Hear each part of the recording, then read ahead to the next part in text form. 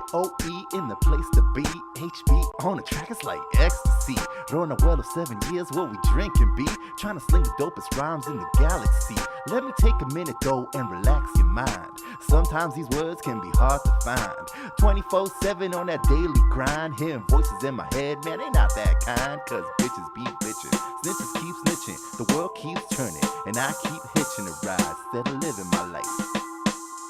Yo, yo, yo, yo, yo, yo, yo, yo, yo. Man, when you feel hungry, don't you have to eat? Yo, yo, pump up the volume and digest this beat. RapScallions in the house with this lyrical treat. When we're done with you, you're gonna ice your feet. If the world ends tomorrow and you had one chance, Hey, yo, would you start the move like it's your last dance? yo, do something small in the past and present changes. Do something now, the future rearranges. Cause bitches keep bitching. Yo, snitches keep snitching. The world keeps turning. And you start living your life instead of hitching a ride. RapScallions. J-O-E in the place. Rapping with RapScallions is going live right now. It's episode 36, Island Hopping, Volume Dukes, Part 2. We had so much fun last week talking about all the different islands that jibba jabba. We went on a little long, so we decided to push it towards a second episode. We're going to make it a second episode. Joey, what a big week. Joey, we got lots of announcements, Joey. But first, Rapping with RapScallions weekly wrap-up. How you doing, brother? Weekly wrap-up, man. What's up, dude? It's good to be here. It's always fantastic and fun to be here on a Sunday afternoon at 3 p.m. with you, man. 4 p.m. U.S. They've sprung forward. Oh, you sprung forward. Congratulations, man. I always admire people that can spring forward, man. Nobody does it better than the U.S. in springtime. Oh, yeah. Oh, man. But no, man, it's good to be here, man. It's been a long week. A lot of stuff happening this week, man, just like work-wise and stuff, man. But, this week, actually, you know what I finished watching this week? What's that? On Netflix. So I had seen The Crown. So then they had this documentary called The Story of Diana, which was basically like, I guess, her whole story. I don't know how truthful it was, because now you don't know whether or not to believe any of these things. So I think this one was produced by People Magazine, that I want to believe are honest people, honest and caring people. They care about the people. That's why they're People Magazine. But yeah, man, wow, she had such an incredible life. And I started thinking, like, man, what would have happened if she never would have died, Especially she was doing so many good things, and she went through such a difficult time, turmoil, the paparazzis and all that stuff. And I was in awe, actually, of how that one person can handle, because in today's day and age, people crave attention. They crave the media, and you have so much access to it, because you can, HB, if you wanted to, you could post videos of yourself all day long doing whatever you want to do, and you'd be like, look at me, everyone. But back then, you couldn't do that. Back then, you had to be important so that the paparazzi would chase you around and you could have the exposure. And she had such an incredible amount of exposure. Yeah. Totally. It I mean, was we do a show once a week, and it's like, oh my goodness, it's a lot of work to do this. It is, and it's a lot of fun. Yeah. But can you imagine, like, and at least 24/7? At least we don't have people hanging out our windows and stuff, trying to take pictures of us. Like, oh, what do they do when they're not on the show? What do they do when they're just normal people like the rest of us? And then you have to like drink your coffee in a sexy way, because if not, people will be like, HB drinks coffee like a bum. I'm gonna drink my crunk with my finger out, like a prince. I like it. So yeah, I was watching that, so I thought that was pretty cool, man. Sweet. And other than that, typical week, work don't stop, and just trying to keep my exercises going, man. Like I said, I'll tell you and I tell everyone, just so that it keeps me on the straight and narrow. Because then if I gain 100 pounds, you'd be like, yo, I thought you were working out, man. You told us every week you were. I guess I was lying. It's like, hey, what's going on, Joe? What's up with the working out, huh? You're getting a little chunko. That's right, man. And what about you, man? What's your week been like, man? Tell me. Talk to me. It's been a little crazy. I went to the city. Had some business to take care of down there. No doubt. And straighten accounts, a lot of pandemic stuff going on. So I need to get in touch with people. And they lifted the restrictions, so I was able to, move about a little more and not worry about getting arrested like the last time I went in the city. True that. That was quite the adventure. Sheesh. Gosh. I remember that, man. At least this time, 5-0, they were like, hey, let him go. Let him go. Let him pass.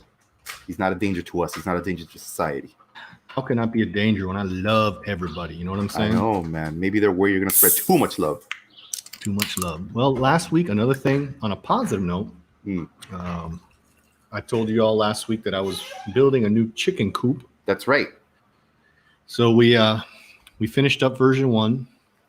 It's kind of a work in progress because anytime like our last chicken coop, we kept adding on to it. So what did you add to the last chicken coop?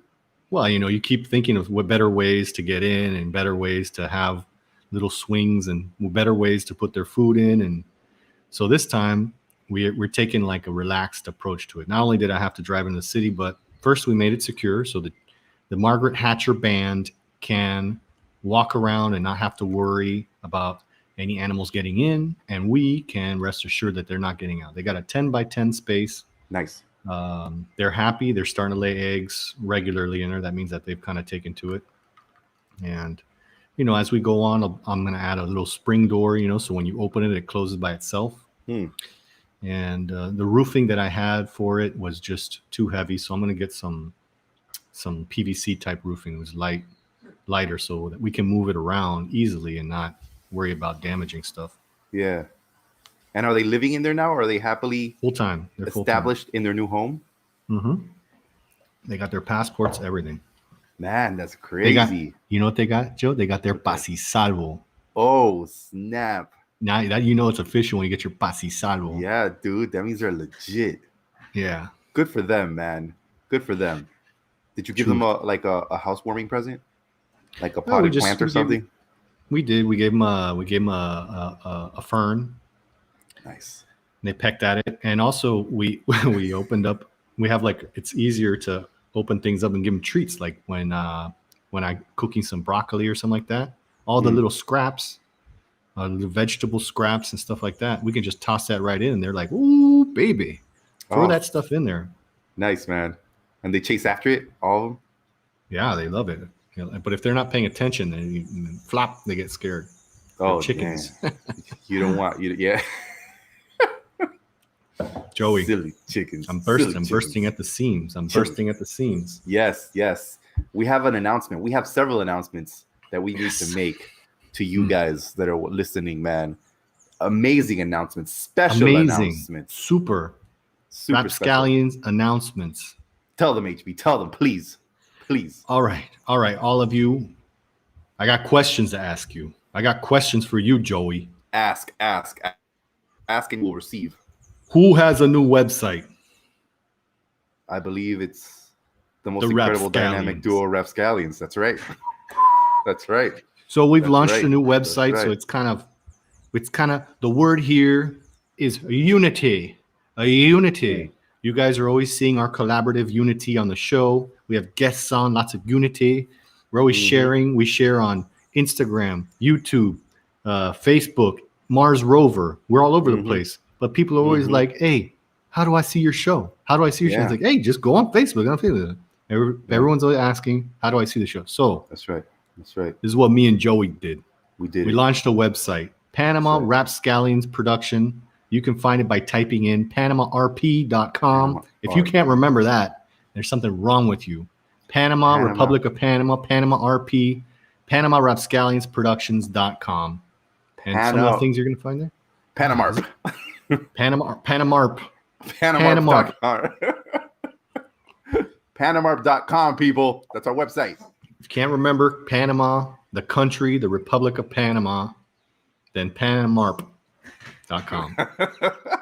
And you know what? We're on the first version of the show, of the site, so we're making some tweaks. You can find all our, you type that in. You type in Panamarp, Panamarp.com. You're going to see our logo. You're going to see the title, Panama RapScallions Productions.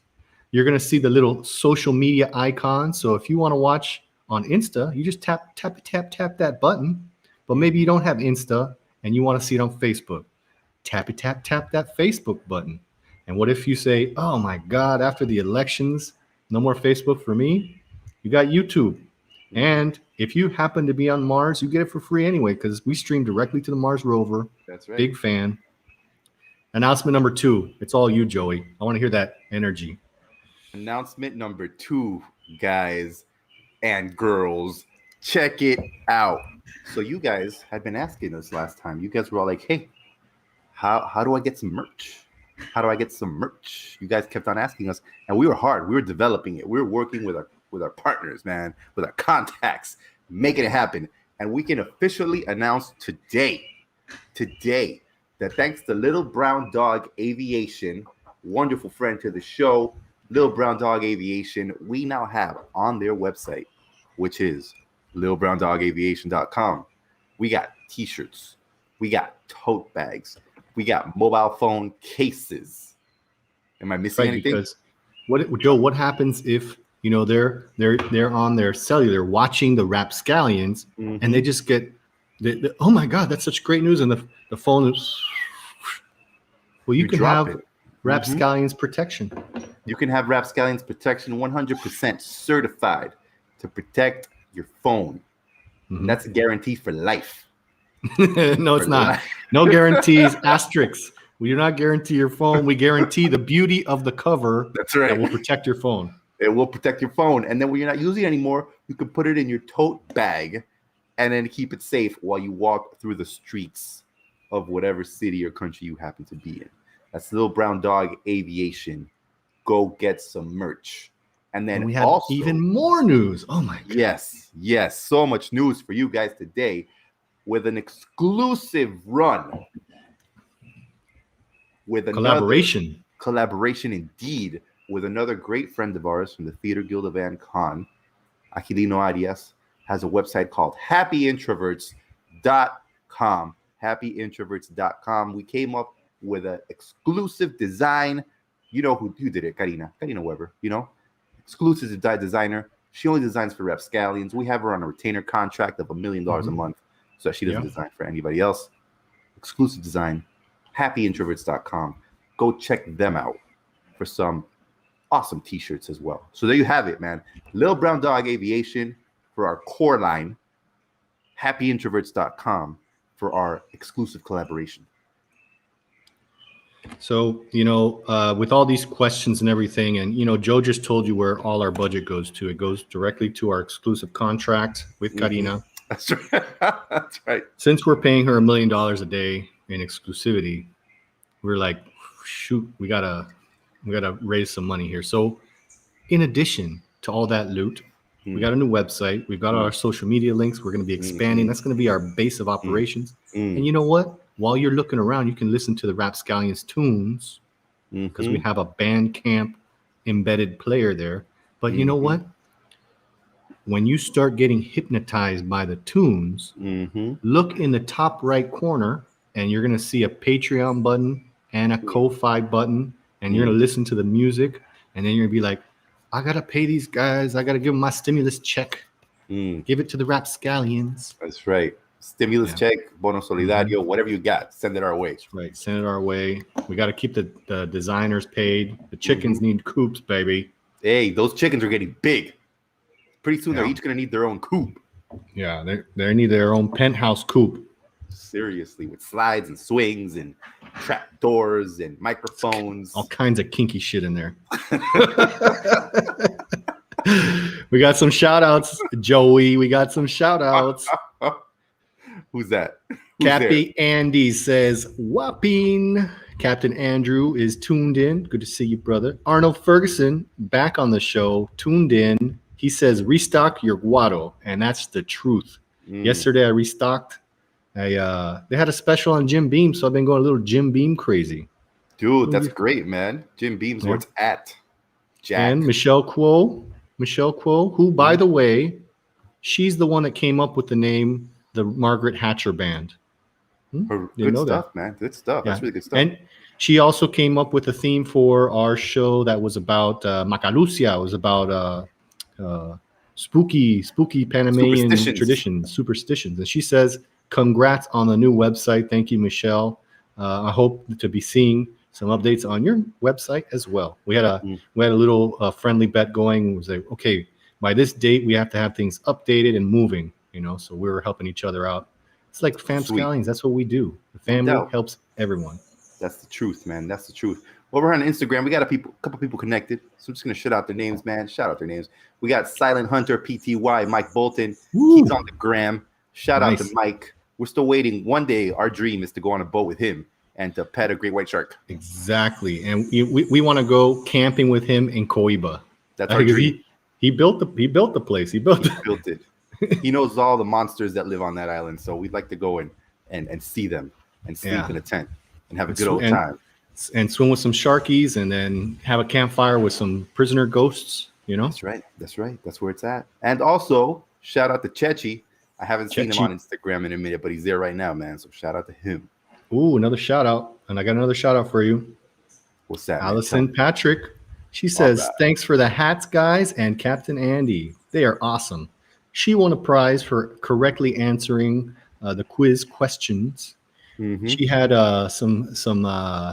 she phoned a friend. She phoned a friend, called in one of her lifelines, and got the correct answer. So she got those beautiful hats. Captain Andy made sure they got to her. Another satisfied RapScallion. Exclusive hats. Exclusive hats that you can only get through Captain Andy on RapScallions. Yeah, super, super exclusive, like 2 degrees of exclusivity. But now you know what it feels like to have an exclusive hat. Congratulations. That's right. When you put it on, little beams of light will come out from the heavens. That's right. All right, HB. I think that's it for the announcements, man. I think it's almost time for us to begin. Are you all packed? I'm kind of like worn out. All that excitement about launching the site. It's like, well, you know what I could use is a nice, relaxing tour. All right. Hey, let's get it, man. Because I think last time we docked just below the Bridge of the Americas. I think we were just there hanging out under the Bridge of the Americas because we wanted to go through the Panama Canal. And that's what we're going to do today. So I think if you're ready, man, we can get back up on this catamaran, man. There's a nice breeze going on. I feel it. Can you feel the breeze? I do. I feel it. It's amazing, man. It's like salty. Amazing. Super salty. Our pirate Monkey Butler, he's back on board. He was getting up the shenanigans during the week. You won't believe what Pirate Monkey Butler did during the week. Well, he's back now. We added him to the logo. He he gave us quite a tour last week that we're like, you know what? We got to add this guy, Titi. Titi is now an official part of the RapScallions Ocean Cruise line. That's right. He lost a leg, but that's okay. He lost a leg, but that's okay because we love him anyways. He lost a hand too, but that's okay. Pretty soon it's all going to be a little accident over in Sal Si Puedes. We're not really at liberty to discuss it. We have some legal entanglements, but Titi's doing okay. We got him a nice hook, and that peg leg is made out of mahogany. Mahogany, man. It's the fanciest peg leg we could get him. So he's back to making drinks over in the bar area of the Catamaran, guys. So if you're ready, guys, we're heading up now to a giant metal door. It's not Jurassic Park, HB. It is not Jurassic Park. It is not Jurassic Park. It is actually the Miraflores locks. Oh, yeah. It's beautiful. It's amazing, isn't it? So we're going to do this. Let's do this. We're going through the Miraflores locks. It's so good. We're waving to the people. It's fantastic. We're cruising through. Then after that, we're going through the Miraflores Lakes. So we're having a good time. We're having a good time. Yeah, we are. Pedro Miguel, how's it going? We're in Culebra Cut, HB. I'm gonna pull up a map here. You guys can join us for this wonderful cruise. We're in the Culebra Cut. Let me see if I can get all of our. Okay. Zoom. I'm zooming in as you're talking, Joe. Yeah. Hey, so we're in Culebra Cut. Those of you guys that paddled in the Cayuca race know Culebra Cut, man. It is a nasty, dastardly place when you paddle your Cayuca through there because, hey, the sun reflects off the water. It gets all up in your face, man, and you're just like, oh, it's so hot, Culebra Cut, man. The cut. But you're paddling. And by the way, we went through the original locks. We did, yes. We're going through the original locks, none of those new locks, because our catamaran is not post-Panamax. Our next catamaran. Neo-Panamax. They changed it. They changed everything. They changed everything on us, man. Silly people. So we're going through Culebra Cut, HB. We're going past the new Gamboa Bridge. Ooh, past I the have Gamboa something to add. Yes. My grandmother was born in the town of Culebra. Oh, word? Yeah, so she's Colonense, right at the top of the mountain, the Culebra Mountain. It was a surveying town, and it was right in the middle of the damn Isthmus of Panama, and that got excavated, and the town is no more. She was born in Culebra. So just wanted to add that. I didn't know. Is Gamboa considered a part of Colon? Yes. It is, right? How crazy. If someone wants to correct me out there, please feel free, but I'm like 80% sure. I think last time I was in Gamboa, it said like something about Colon. So I was like, whoa. Colon. That's right. Colon. That's right, man. Colon. Oops. We're going through there. I gotta watch out. I keep switching my tabs. And they're seeing behind the scenes stuff. Oh my God, they're going to learn all of our secrets. Yeah. What if I pull this one out? HB, hurry, man, because we're getting out of the cut. We just made it through Culebra Cut, man. I'll slow down the catamaran for a bit. Okay. Oh, wait. I'm pressing all the buttons that I shouldn't be pressing. Hey, you never press the buttons you shouldn't press on a catamaran, man. Wait, I've got a double sound going on here. Here we go. Okay. All right. I'm back. TT, give me another drink. All right. Okay, so we're making it through the cut, HB. Right now, we're entering the most famous lake in all of Panama, I think. I'm not sure if it is the most famous lake, but it is super famous to us. The Gatun Lake, HB. We're now in the Gatun Lake, a wonderful, mysterious, man-made lake, which in itself contains 3 islands. Whoa. 3 islands, HB. So we're going to make our first stop of our island cruise here in the Gatun Lake, and we're going to stop in Barro Colorado Island, HB. Barro Colorado. What can you tell us about Barro Colorado, my friend? I can tell you that I keep screwing up this stupid map. That's what I can tell you. TT, I need a double shot of Jim Beam. Okay. All right. Make it strong. All right. Okay. Let me take a deep breath. All right. So as you see on your screen, which we're coming out of the cut, and that bridge to Gamboa, that's where the Chagres River comes out. So that's truth. There's that was a main source of water, and during the French construction, they were planning a sea level canal, so they would be building stuff, and it would rain, and the water would rise 14 feet and just wash everything away. So that was also bad planning. Bad planning. Yeah, bad planning. So here we go. We're in Gamboa now. It's on your screens, and with the introduction of a lock system, they were able to use that devastating force, which was Mother Nature and the Chagres River. They were able to contain that force of nature and create a lock system and dam the Chagres River and create an artificial lake. Another interesting thing is that Camino de Cruces would go up to the Chagres, and then they would load the gold onto canoes and float it down instead of continuing the trip via mule and mule pack and on foot. And that was, I think, would be a lot easier. And they would come out in Fort San Lorenzo on the coast. And looking closely, Joe, you are correct. Gamboa is part of Colón province. And as we move forward, we'll see there's some islands in the canal. Like, what? That's right. But you got to think about it. You got to think about it for a second. Think. Put your thinking cap on, because I got it on. Before they flooded the canal, these were mountaintops. These were the tops of hills. That's right. So it's kind of created a unique situation.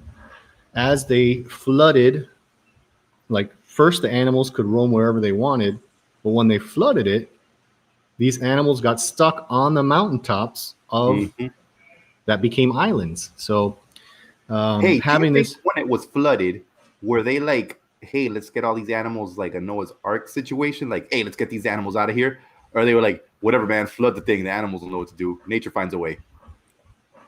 Yeah, I think I'm thinking that either the animals swam or they swam or stayed. Oh, okay, got it. Yeah. Rest in peace, all the animals that didn't swim. Well, as we mentioned before, it created a very unique situation. Mm-hmm. So you had they decided to use one of these islands as a research institute. The Mm-hmm.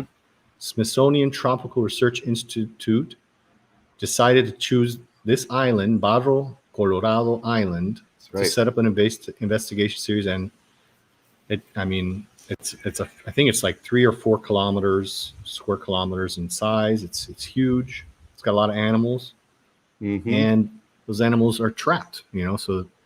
So they're able to study some things. And one of the coolest things that I've heard about Barro Colorado was that we talked a lot about how Panama unified the northern hemisphere and the southern hemisphere of North and South America.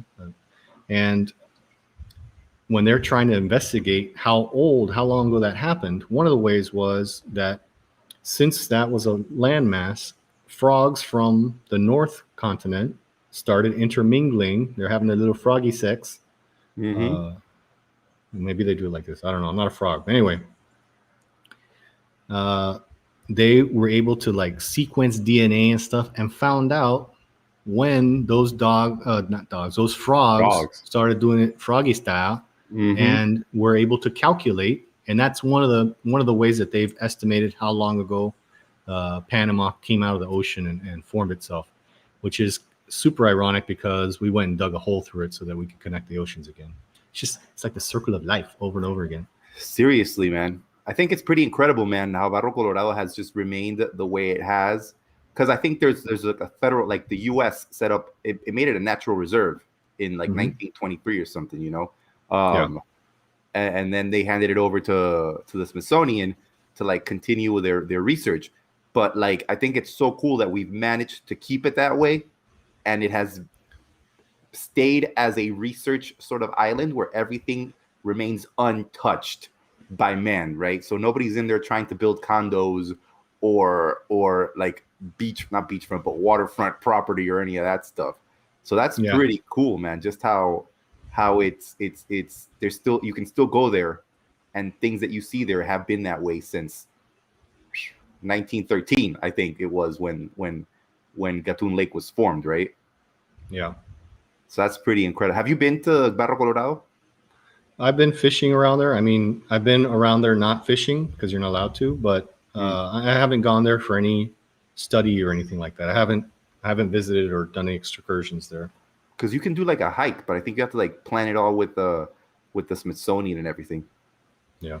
That's pretty cool. I heard there's like this jaguar, man, that swims to Barro Colorado to like go hunting, and then he swims back out of Barro Colorado. I don't know how true how true that is, but it's one of those things that you hear on the street. You know what I'm saying? That's right. Streets don't lie. The streets don't lie, man. So if there's a jaguar there, it must be the truth. Must be the truth. All right, HB. I think we need to like head on out to another one of the islands on this man-made lake that we call Gatun Lake, my friend. And the island that we are heading towards now in our magnificent Catamaran is called Isla Gatun. Isla Gatun. Can we find it there on the map? I have no idea where that's at, but tell us. I'll just point to something, and that's it right there, everyone. Isla Gatun. Well, according to my sources, my friend, Isla Gatun is a private island. It is smack dab in the middle of the Panama Canal and to the southwest of Gatun Lake. It has an area of about 2,994 square meters. It's ringed with trees and foliage, but the center is barren, which is pretty weird. It has a barren center. There's no indigenous communities that live on the island, but there are monkeys and parrots and toucans and tapirs. There you go. They live on the island. And hey, it's for sale. $30,000. Hey, visit us on Patreon. For $30,000, we can buy Isla Gatun and set up RapScallions Island. Yeah, it will make dreams come true. We'll get Titi will become like Tattoo. And he'll say Boss. the plane. He'll say that because we'll teach him to talk too. That'd be awesome. I think Yeah, that, man. I think according to this is over by Arenosa, so it's like on the other side of. Is it way? Yeah. Yeah. It's near Arenosa. I've never been to Arenosa. Have you been there? Yeah, it's been a long time. We should do that after the pandemic. Visit Arenosa. It says it has a small marina, restaurants, and cell phone reception. That's pretty crazy. Arenosa. Anyways, I guess there's not much to see here on Isla Gatun HB. So let us raise anchor, get Titi back on the catamaran, and speed off to the next of the 3 islands in Gatun Lake, my friend. The next island we are going to visit in Gatun Lake is an island by the name of Isla Tres Perros. Tres Perros. We are now arriving to Isla Tres Perros. I've never heard of this island before in my life, and it's pretty interesting because I think the island that takes all the attention of the islands in Gatun is Barro Colorado Island, obviously, because of how important it is.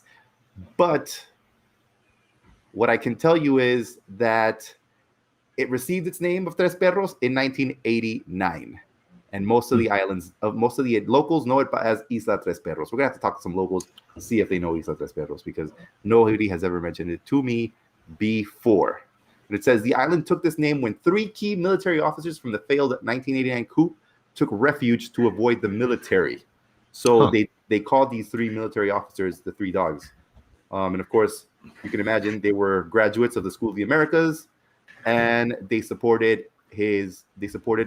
Giraldi's coup attempt. We discussed this in our episode of the 1989 invasion. When the coup fell apart and all the conspirators were rounded up, the 3 young officers went on the run and find themselves held out on this island when their boat ran out of gas. Due to the survival skills... Sorry, go ahead. That's also in Arenosa. Also in Arenosa. Man, there's so much history there. We need to visit this place for sure. Mm-hmm. So they were able to survive on this island, man, for about 3 weeks before the Panamanian military finally hunted them down and executed them for treason. That is crazy, man. So they were hiding out there. That's insane. Yeah. And so apparently another notable thing about this island, a journalist by the name of Escolástico Calvo, he had been living, yes, Escolástico. Say that 3 times fast. That's a good name for a journalist, right? Yeah, totally.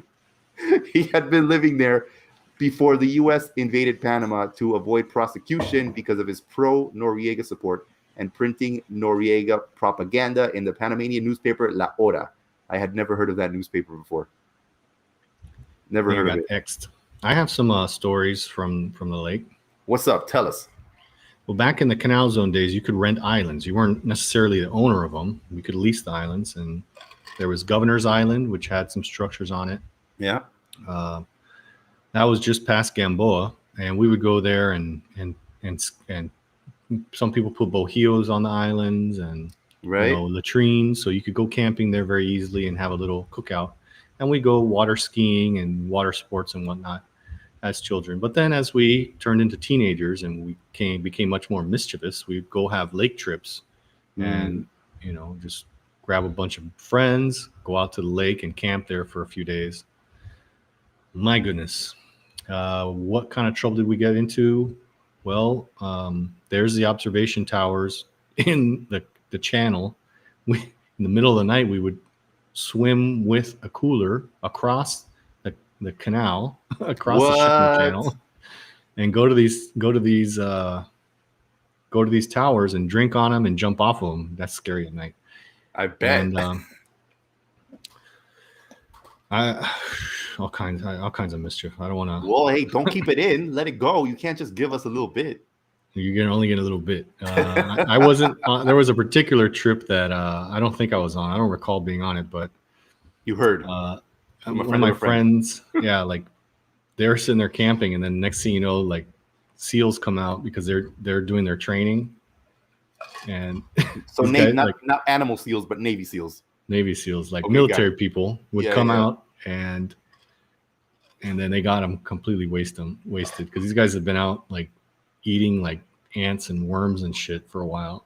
They just drank a bunch of beer and Seco and just got completely loaded and passed out on the floor. Wow. That is insane, man. Yo, that must have been, so these were like total uninhabited, kind of smallish islands that just like anyone could go and llegar and hang out. Well, it was like if you had a lease, it was essentially yours, but you didn't own it. So you could build your bohio on there, you build a dock and put facilities on there if you wanted to, and then it was yours to use. Other people couldn't use it without That's really cool. Did you have an island? Did you lease an island? No? How did you go about doing that? We would just borrow people's islands. No. No, but how did you lease? How did you have access to leasing an island? Can you still do that now? No, that's completely prohibited. Wow. I don't know. I guess you would go through the canal, the former canal zone entity, and just like request permissions. Yeah. Wow. So I'm zooming in on the general area of these islands. Probably be around here. Right. That's amazing, man. Yeah. One of the things that I find super crazy about the Gatun Lake when I've been through there when I was doing Cayuco or whatever, it's just all the trees, all the like tree tops that you can see sticking out that of course now have no leaves on them and they're just kind of like barren, desolate branches. It just reminds you that there was something down there back in the day. Yeah. I know a lot of people have probably done the Monkey Island tour where you get in a boat and you go to the island, the monkeys come out. You done that? No, I haven't. It's a lot of fun. And, a lot of people used to dive. The old railroad used to be more or less where the lake is now. So, right. There was a lot of town sites that were flooded. So you would have like Gorgona. The Gorgona out by Coronado is not the original. That's why it's called Nuevo Gorgona. They took the people of that town and village and relocated them to the beach area. And you guys can find out more about this and the railroad in our episode on Rand Runnels, where we discussed all of these amazing things. Man, so that area, so say if I were to go scuba diving, can you go diving in Lake Gatun? Is that possible? Is that allowed? I don't know if it's still allowed, but I have friends that have dove in it, have dove it. Dove it? Divin it? I don't know. They have had dived it. Okay. Michelle, help me out here. And so they found wrecks, old railroad stuff, old French Canal artifacts. Man, that is incredible. That would be an amazing trip to just like dive down there. And I mean, I guess there's really nothing that can hurt you in the Gatun Lake other than the crocodiles, right? Or alligators or whatever. Caiman. They have caiman. Yeah. Oh, those are supposed to be quite like pretty aggressive, right? The caiman? No. No? I heard those were more aggressive than the alligators and the crocodiles. No, the ones that you're going to be scared of is the saltwater crocs. The saltwater crocs. Do we have those? Oh, yeah. In the Gatun Lake? No. In Diablo and probably out in Fort San Lorenzo or something like that. Wait, because the Gatun Lake is freshwater. Talking smack. Yeah. Do we have manatees in the Gatun Lake? We do. They were actually an introduced species to try and control the seaweed. And as I think it was about 5 or 6 years ago, they actually did like a manatee census, and it has found its way into some of the other rivers in Panama, which is amazing. That's cool, man. I'd love to see a manatee in Panama. I haven't seen any of them. I've seen videos, but I've never like been able to be like, yo, look, a manatee. It'd be cool if they had some in Gamboa, and then they could be like, come to Gamboa, see the manatees, and then you can see the manatees in Gamboa. Yeah, and it's unfortunate because they're so docile and friendly that they get hit, they get propeller damage a lot. So that's the unfortunate side effect of that. True that, man. I know stateside, that's a huge problem, particularly in Miami. But you know what? They don't have to fear, my friend. They don't have to fear a catamaran because our catamaran doesn't have a propeller. Because our catamaran uses the technology that is used by hover boards. Future technology. Future technology. This is a future Moran. And we're going on board because now we're leaving Gatun Lake, my friend. Say peace out to Gatun Lake as we proceed to make our way to the Gatun Locks. Right before we go into the Gatun Locks, Captain Andy is, as you all know who have seen Captain Andy's episode, is a port captain. So he very sternly says, "Don't dive in the channel, please." Okay. He also said, he says, "I see salties near Atlantic locks." So the saltwater crocs are on the Atlantic side of the locks. On the Atlantic side. Oh man. So, and I guess he said, he was like, "I know what you guys are thinking. I don't want anybody diving anywhere over there looking for stuff." No, you heard it from the authority. It's not going to happen. No diving. Michelle Kuo, thank you for chiming in. She says, "How about have gone diving in?" That makes all the sense. That makes all the sense. It makes all the sense. Truthfully, man. Here we are making stuff up. Man, goes to show you. It's always good to have educated people watching the show. That's right. Thank you, Michelle. Thank you, listening audience. What will we do without you?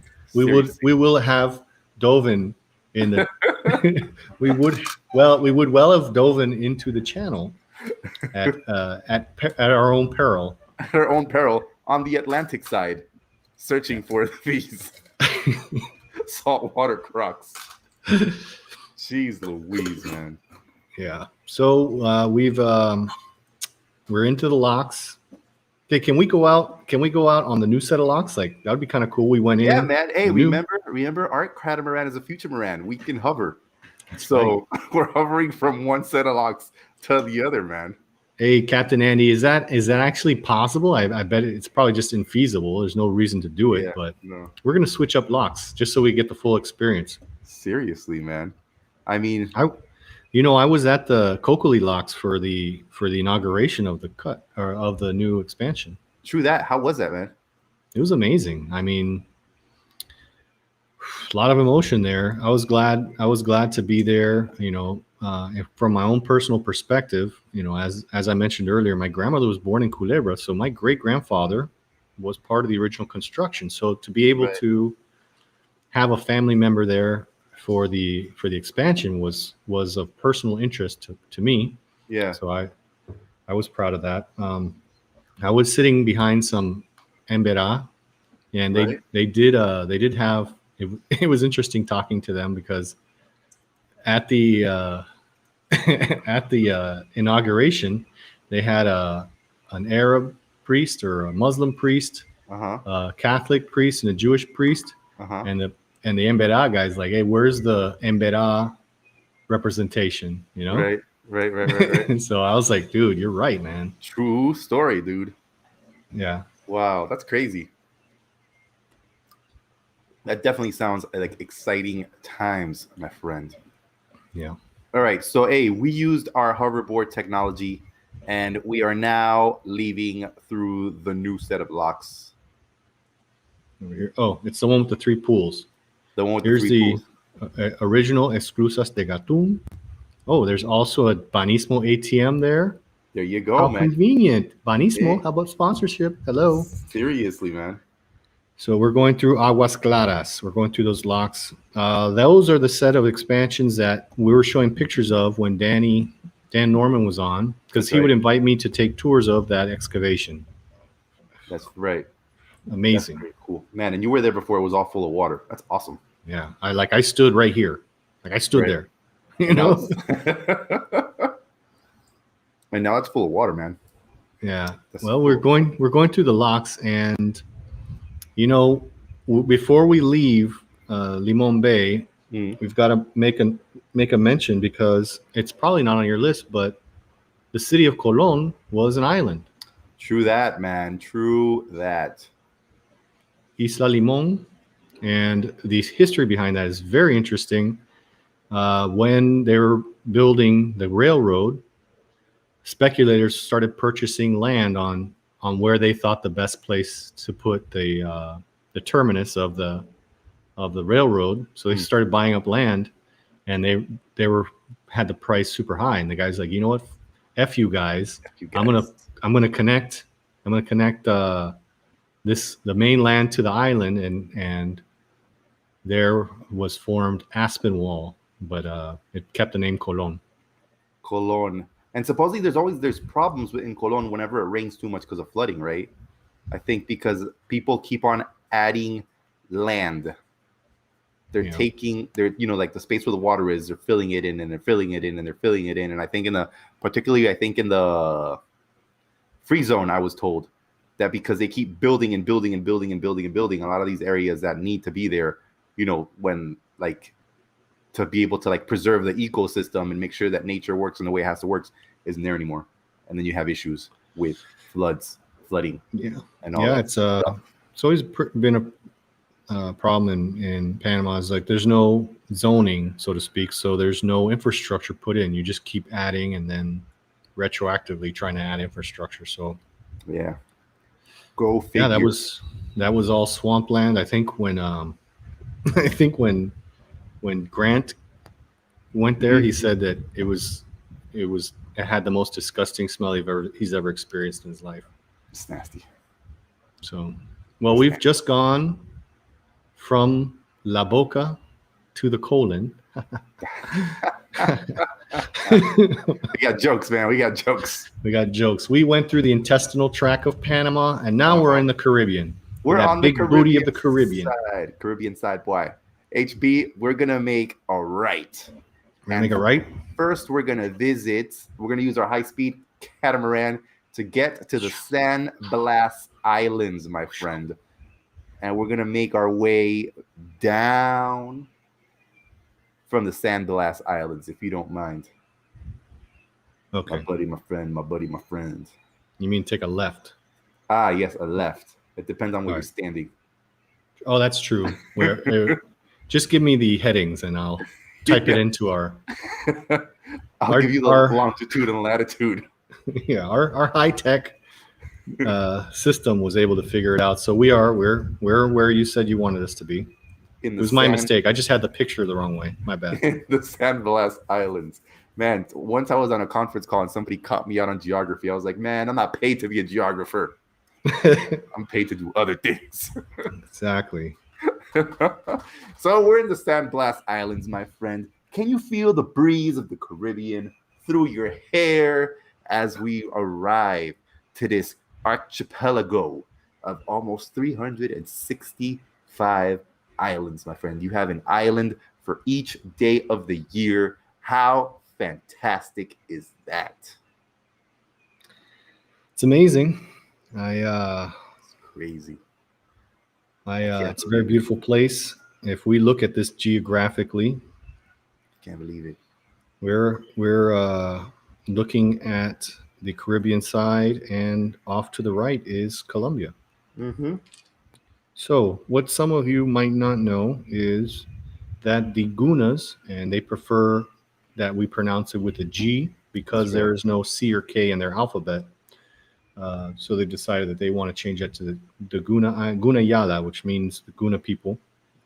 And they inhabited these islands about 500 years ago. They're not native to the San Blas Islands. They came out of the foothills, not the foothills. They came out of the mountain area of Colombia and came into Panama. And there's a bunch of nasty Spaniards shooting everybody. So they took over these islands. That's right. Why do you think it was that the Spaniards didn't care that they were on the islands? I don't know. I guess they weren't thinking about ecotourism. Because I bet now if somebody tried to take over Panama, they'd be like, yo, we can have mad hostels and ecotourism over there. Right? I guess. Sure. Yeah. The Spaniards, they were like, as long as we get gold, we don't care. Yeah. You can go live on your islands. Because right now, man, San Blas is all about ecotourism now, sailing as well. And we're pretty lucky that Panama doesn't get affected by hurricanes. Because, it would be so hard. Can you imagine if we were to get hit by a hurricane, particularly in that area of Panama? It would just be catastrophic, man. Catastrophic. There's a lot of interesting. Yeah, there's not. The Panama's kind of protected. If we kind of zoom out, you're going to see that because we're kind of tucked in between the southern hemisphere and then the point here of Honduras and Nicaragua, we have kind of a buffer, kind of a shielding from those hurricanes. Yeah. And this is a good opportunity to kind of explain how you can watch the sunrise over the Pacific Ocean in Panama. Because see, it's kind of turned, it's kind of twisted, and Like Panama is the only place in the Western Hemisphere where you can watch the sunrise over the Pacific Ocean. How crazy is that, man? You're looking east, and there's water there. So yeah, man. How that crazy usually gets people kind of confused and discombobulated, but it's like, what's amazing. going on? Am I in the Twilight Zone? It's a freaky place. Freaky place, man. Freaky deaky. You know, back in the 20s, there was a Guna revolution. Oh yeah. Yeah, they actually took up open hostilities with the government of Panama, and that's when they were granted they're part of Panama, but they are a comarca. So they're autonomous, but they act with the government of Panama. So they pretty much go along with what the government says. Yeah, but the government can't tell them what to do. Yeah, exactly. Well, it's very interesting because when the entire pandemic started, they took sort of like their own precautions and actions and stuff, and they even closed their borders because they didn't want people from Panama going in and potentially bringing COVID with them. And we had some interesting situations because we had people that needed to come out, so that required a lot of liaising with the Guna authorities and the health authorities to achieve that. What's your experience been in liaising with the Guna? Well, they were at least the person I was speaking with they were very helpful. It was just, trying to explain the situation to them, because I think everybody was out, especially when the pandemic started, was that they wanted to protect themselves and their people. And then we were just like, I think people needed to think outside the box and say, hey, there's people that are not from this country that need to get out of the country. Let's help them make that happen. Because if they stay, it's not going to help anyone. Yeah, it's like, well, let's just work together. Okay. Yeah. So it was cool. So, I had a particularly interesting conversation with one of them at about 10 p.m. on a Friday night because of a person that needed to leave the following Saturday morning, and they were having a bit of a panic attack. But it worked out in the end, thankfully. I know one word in the Guna language. It's anay. What does that mean? Friend. Oh, you are my anay. Anay. I do know another word, mimuti. What's that mean? Means the wacky tobacco. Oh wow! Do they have wacky tobacco over there? I can neither confirm nor deny their possession of the aforementioned wacky tobacco. Wacky tobacco. What's it called? Mumudi babudi. That's why all you need to know is that you say anay, mimuti. And you give them a little smile. They're like, yeah, this guy knows what's up. Yeah. This guy knows what's up. One of my buddies, we were talking last week about how I lived in Contadora for a few months. One of my buddies, we played pool all the time. He was a Guna, and he taught me a lot of other words, but those are the only two that stuck. Yeah, he's a cool dude. Yeah, we should have him on the show, and he can tell us about 365 islands. He can tell us something interesting about each and every one of them. I do. I have a friend. I got to see what his English is like. Super cool guy. Him and his sisters. I would like to have him and his sisters on the show. Right. Very interesting story about how his father, who is Guna, married a Spanish woman. And the Gunas are matriarchal. So for her to be able to marry into the community was a big, big deal, Yeah. So after many, many years of being part of the community and helping with schools and stuff like that, and the way the story was told to me is she wasn't really approaching it. She, like the tribal elders had already decided. They finally saw that after so many years, they're fairly confident that she wasn't trying to get a hold of an island to sell it or something like that. That was their prime fear, because a lot of people try to go in and exploit the beauty of the islands. So she is now officially a Guna. She's been taken into the community. How amazing! And they have an island out there. So maybe we can have them on the show one day to explain a little bit about the Guna culture. Yeah, I think man. that'd be very interesting. That would be really, really, really cool. I think for I remember when I was doing my master's, I did a report or something, an essay, whatever, on the Gunas. I remember just doing a lot of research. I forgot most of the stuff because that was like 10 years ago, but I still have the books, so I can reread them, and then have important intelligent stuff to say, which is always good. Nice. Yeah. All right, my friend. Send everything to we can't send everything to the research department. Seriously, be like, I would like to have divin into the water. Well, a quick shout out. Jimmy Groom's tuned in. Cheers, fam. It's good to see you again. He was pretty psyched about last week's episode. We got some good feedback about last week. A lot of people had fun. We're gonna try and make it as fun as last week. I can, on my own behalf. I don't know the Atlantic as well as I know the Pacific, but we got lots of info. It's all good, man, because we got delicious foods and delicious drinks on the Caribbean side, my friend. And there's specific locations we got to visit in San Blas, starting first and foremost with El Porvenir, which is the capital of Gunayala, guys. It is a small island that has a landing strip. It even has a museum. Did you know that there's a Museo de la Nación Guna?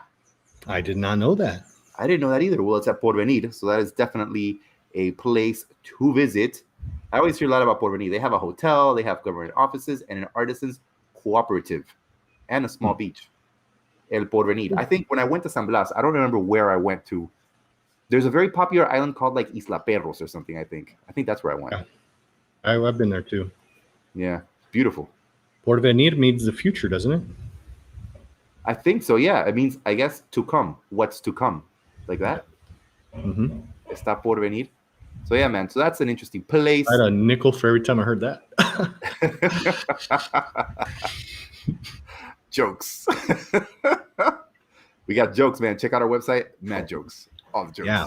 PanamaRP.com. If you don't know what Panama RP means, RP can mean Republic of Panama. Use that as a mnemonic device to memorize it. Yeah, but what it really means is RapScallion Productions. That's but right. If you're too dull and dim-witted to remember that, PanaMarp.com. Panamarp. Go to Panamarp.com.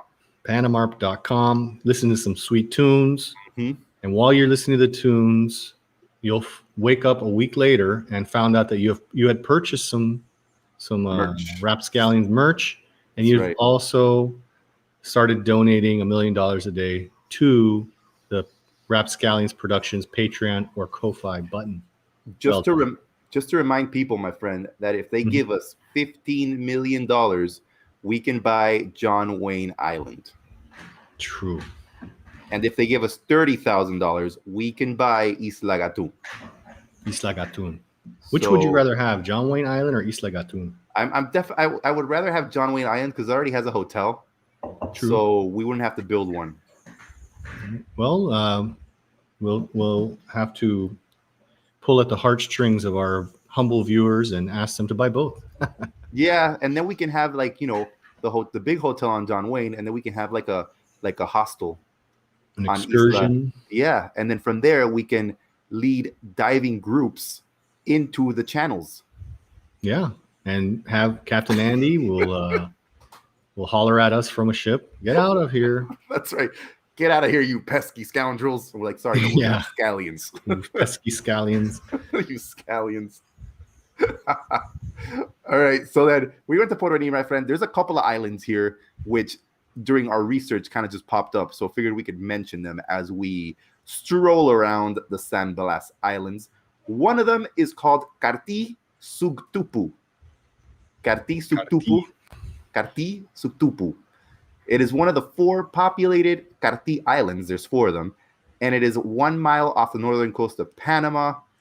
It is densely populated and houses a small harbor and also a museum. And can you believe there's also an airport there? How big are these airports, man? That's insane. That's insane.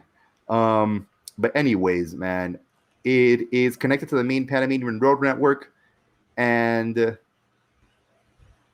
yeah, it can also be reached by taxi boat, man. I think taxi boat is a very popular way to get around.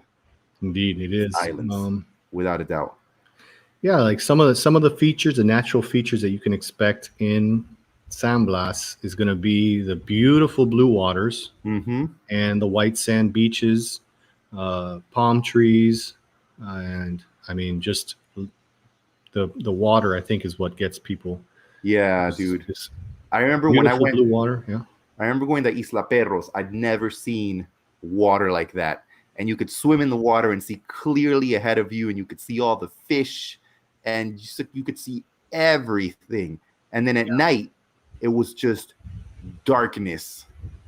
You could see the stars in the sky, but there was like no. I think there was in another island, somebody was doing a bonfire, so we could see the bonfire in the distance. But other than that, it was just. It's like you were at peace with the world. Yeah. No light pollution. Yeah, exactly. It was amazing. And then, of course, the fluorescent algae. You could see that bioluminescent. That was really cool, man. And then also in the mornings when you'd wake up, just the color of the sky was just fantastic. Like it was like if you were in some sort of movie or something. Incredible. Blue Lagoon, maybe. Yes, the Blue Lagoon. Exactly. You also I mean the seafood. We got to talk about the seafood. We do have to talk about the seafood, man, because those guys would cook everything up. You have to pay a little bit more, and they'd give you some lobster. Yeah. And it was delicious. But if you didn't, they would actually give you beef. That's funny. You're on an island, you get beef. See, you have to pay more to get seafood. I was like, what are you talking about? They gave you beef, man. That's funny. Incredible. HB, we have another group of places to visit here. We have to go to Cayos Limones or the Lemon Keys. Again, these are more islands that are in Guna, Yala. And then, you know what? Isla Perro is actually in the Lemon Keys. And, okay, I can find it here. And they're very popular for snorkeling. There's several sunken ships around there, apparently. And the economy there is mostly tourism, fishing, and coconut harvesting, dude. Coconut harvesting. I have an observation, and we used to play basketball in Isla Grande with a group of Kuna guys. Yeah. Those fuckers have a vertical jump of like Kobe Bryant, dude. They're really amazing because they're shorter than me, but they're like Jordan, man. Right. Interesting. Why is that? Genetics? I don't know. Like, I guess they're that athleticism of getting coconuts and then diving. Yeah, I guess. Lobster. They got the. I mean, and when you're swimming all the time, that's a really good sort of exercise for every single muscle in your body, right? True. They actually use coconuts as a form of currency. They do? Huh. Wow. So I guess we got to have a coconut farm. True that. Okay, my friend, check it out.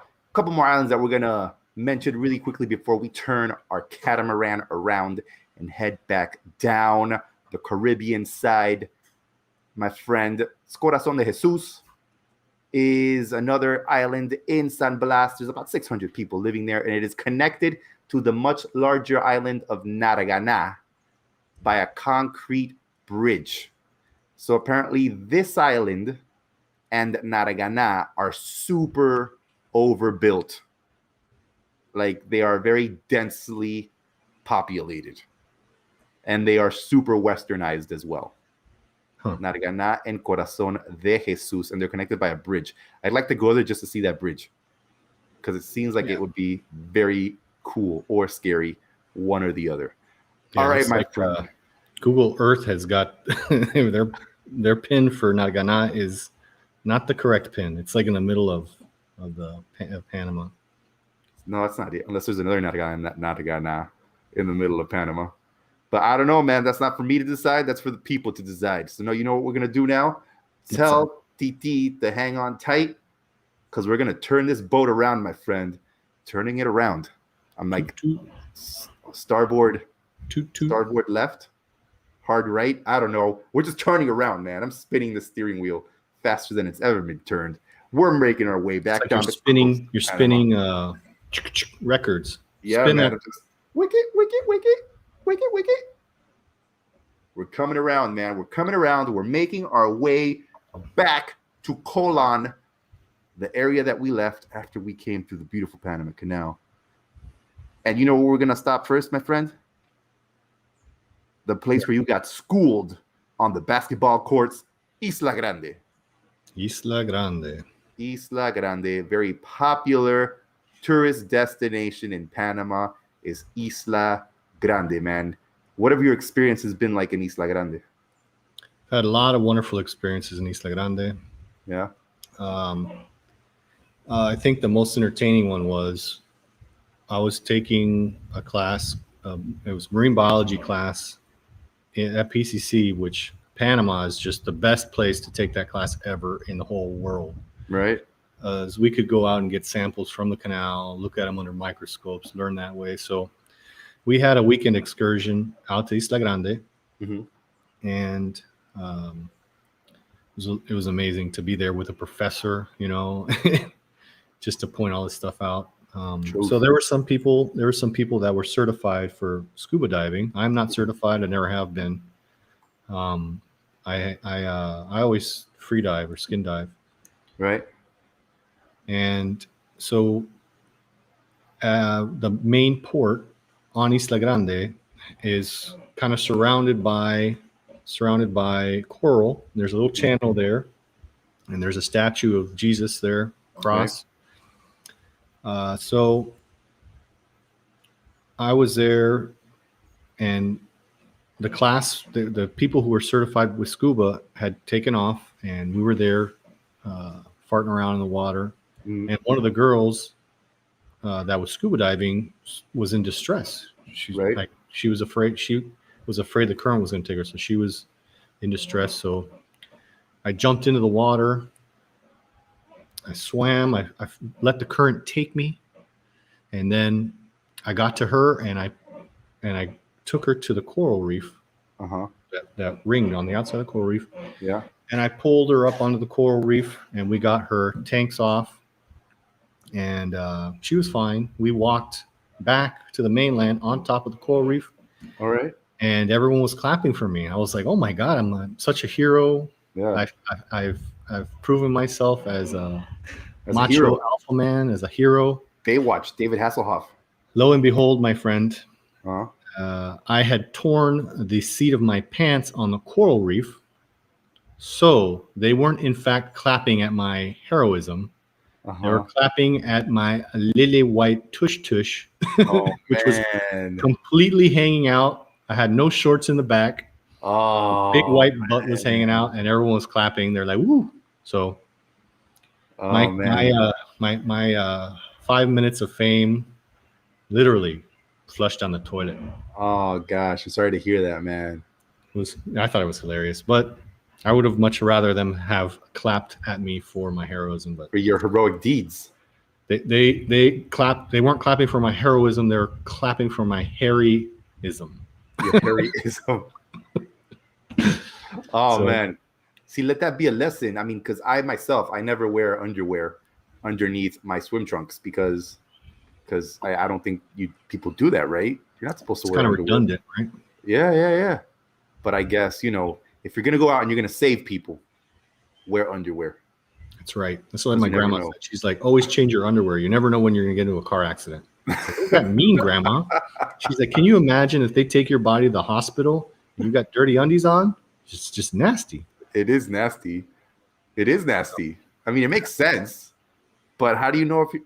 I don't know, man. I'm confused. Anyway, let's switch the subject. Most of my experiences on Isla Grande was we would stay at a friend's house in La Guaira, which is right across the channel. Right. And then much partying went on. And, on the next morning, we would get a boat taxi and go over to Isla Grande. And I would go there, and one of the restaurants, I can't remember the name of it, but they had the best huacho de marisco. Oh, huacho de marisco, man. Yeah, delicious. Sopa Lázaro, dude. That thing brought me back to life. Gave me it refreshed my energies, both spiritually, physically, and sexually, with all the good seafood. No doubt. So that was a big stop there. I also wanted to point out that my grandfather actually cut the road to Portobello. Oh, word. He was very well loved in this area of Panama. That's really cool, man. So like the actual road that you take to get to Portobello before you take the water taxi over to Isla Grande. Mm-hmm. That's very cool, dude. That is very cool. Yeah, he made that road. So Richard Groom, Jimmy says, lighthouse at Isla Grande, best views ever. Indeed. On the north end of the island is the lighthouse. There's also surf spots here. That point has a very dangerous surf spot. That was way too big for me. I was a very recreational surfer. I don't know if that's the right word. It's not good, but you were a social surfer. You only surfed with other people. It's an amazing sport, but I wasn't like hardcore Mr. Surfer man. I'd go flip around and have fun. I had a hand-me-down board. Like my friend's older brother left, so I got his board and had like duct tape on it. People always made fun of me because of my stupid board, and I was like, I don't care, man. I'm catching waves. That's the way you gotta be, man. That's the way you gotta be. Can't nobody tell you. You can surf on whatever you want, man. You could surf on a door if you wanted to. Exactly, man.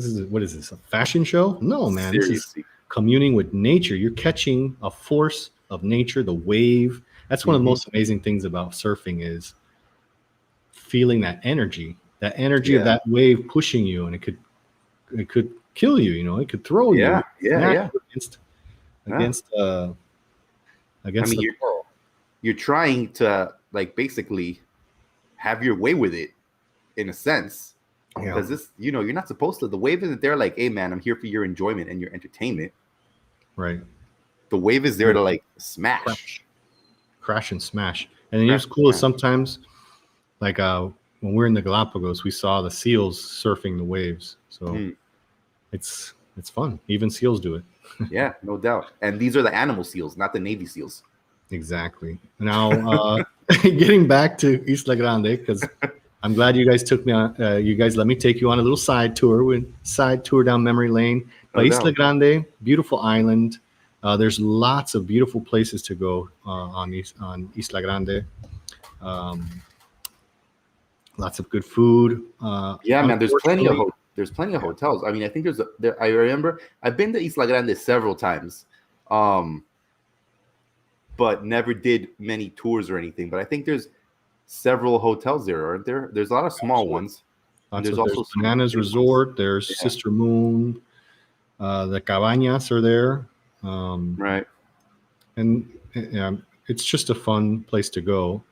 Beautiful beaches, coral reefs. I mean, I have not delved in there. I have gone diving there.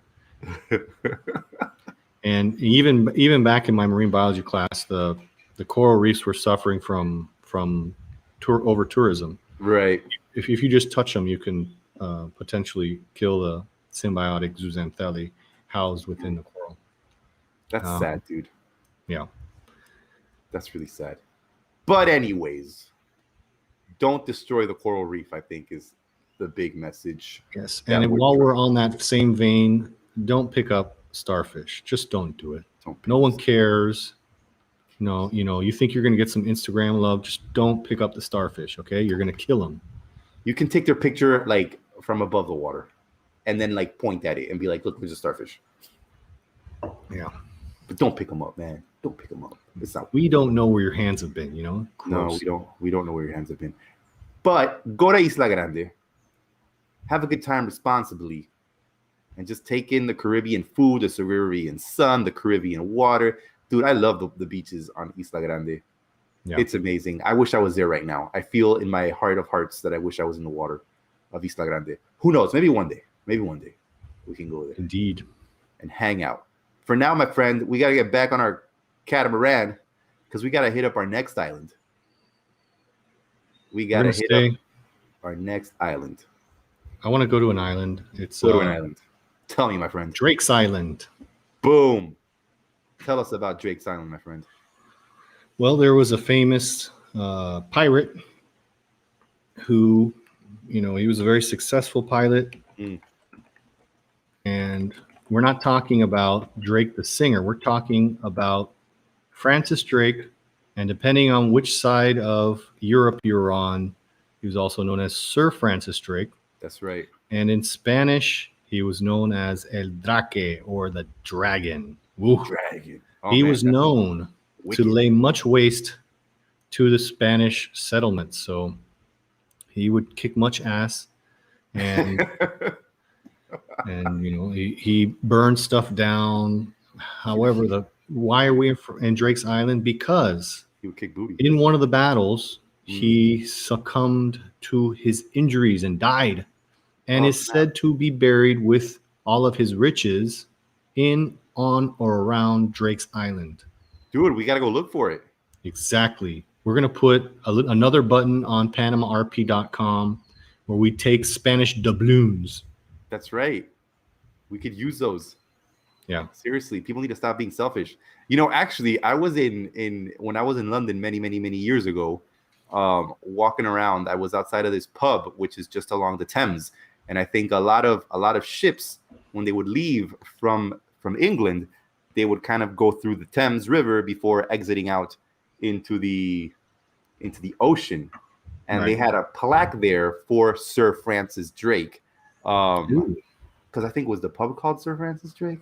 I don't know. Anyways, but it mentioned that his remains were in Panama on the plaque. So when I saw it, I was like, ha ha. Yeah. Panama represent. Well, a couple other things. He was an explorer, a sea captain, a privateer, a naval officer, a politician, pirate, and he was. It says here he was a tourist. Yes, yeah. He liked lighting things on fire. That's what his problem was. He didn't seem like a psychologist. He said it says here that he's best known for circumnavigating the world in a single expedition. Oh wow! Wow, took him 3 years. That's crazy. In like an old wooden boat, and he had to like salt his meat and all that stuff. And eat turtles and stuff. It says here his equivalent wealth in today's day and age would be $136.6 million. Wow, that's much plunder. He plundered much booty. Man, look at that, man. We should start plundering, man. Oh, here's a nice tab. It says, "What bad things did Francis Drake do?" What did he do? Tell us. It says that he would steal slaves from the Portuguese to free them and have them live better lives. To sell them to the Spaniards. Oh, Francis Drake. There's no redeeming. You have no redeeming qualities. Oh, Francis. No redeeming. Oh well. Well, while we're here, we're on Drake's Island. Yeah. I want to take a quick look at the geography and why the Spaniards use this Portobello because of its defensibility. So we're looking here, and you see that it's kind of an inlet there.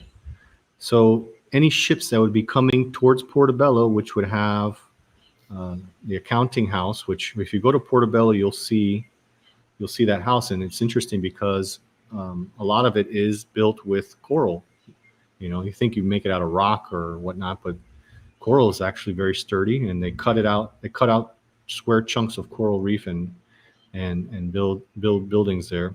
Right. But as you're talking about being able to put cannons on each side of the bay, so any ship coming in, ostensibly to create damage at the town of Portobello, they would be able to shoot at it from both sides. Huh, that's pretty smart. Yeah. Now, that didn't stop Admiral Vernon, which Mount Vernon is named after, because he was able to raid Portobello successfully. Right. So he was like, I don't care about your cannons.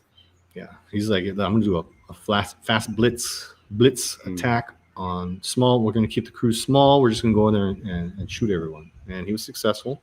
Wow. And George Washington's brother served under Admiral Vernon for that battle. And he was so impressed with that, he went back and told George Washington about his feats, and they ended up naming their estate Mount Vernon. That's a nice tidbit Panama history. Look at that, man. That's pretty crazy. I bet a lot of people not a lot of people know that. No. So some other things while you're in Portobello, you have the Church of the Black Christ. Truth. While this is not an island, Nope. We got to talk about it, man. Yeah. There's a few different legends on the Black Christ, but my favorite one is that the locals, as the Bible is written, Mhm. it says, "And God created us in His own image," right? Yeah. So they made a statue of Jesus, a wood carved statue of Jesus, Mm-hmm. in their image, which was black. So they used Right. they cut the figure. It was Black Christ, and they put it on the ship going to Spain as a tribute to the Queen of Spain. Mm-hmm. Now that ship had met with a storm.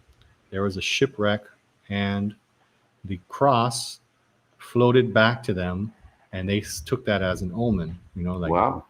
They made this beautiful cross, Yeah. sent it as tribute, and then somehow it came back to them. It took on an incredible meaning for them, and Yeah. Portobello is known for the Church of the Black Christ. That's pretty cool, man. I mean, that's pretty interesting for it to like float back to you just like that. It could have sunk to the ocean, to the bottom of the ocean. It could have got ate by a whale. So many things could have happened to it. Yeah, there's so many different versions of that legend. I just picked the one that I like the most. Yeah, It's a little implausible, but it's the most beautiful. It's the most romantic version. It is beautiful, man. And I guess it goes to show, if you love something, let it go. If it comes back to you, it's yours, man. Truth. That's why I let everything go. Everything that I currently have in my possession, I have let go, and it has come back to me somehow, some way. Beautiful. Can you let go of a few 20s and put them into our Patreon button on PanamaRP.com? Yes, I can. I think that's what all of our listeners should do that. Whatever money you have, put it into the RapScallions, and it'll come back to you in the form of amazing merchandise, good tunes, quality video live casts, such as what you're watching now. And also we're going to be extracting the audio and putting it in podcast form. I've been talking about it for a while. We're going to get it done. Now that we have this momentum, now that we have merch, man, we're hit the big time, baby. Unstoppable. So we're going to have 35 episodes worth of audio for you to listen to. One of my friends just wrote to me and said, "Hey, I'm going on a trip soon. Get those podcasts out. I'll listen to that stuff while I'm on the plane. It'd be great." So we have that to look forward to. You're going to hear that announcement next week, right, Joe? That's right, man. Hey, because if there's anything HB and I have is soothing voices that'll help you get through any trip, whether you're on a plane, train, or automobile. That's right. So just right now, I know it's a little turbulent in the air, but don't worry. Put your face mask on. Take a little sip of your beverage and take a nap.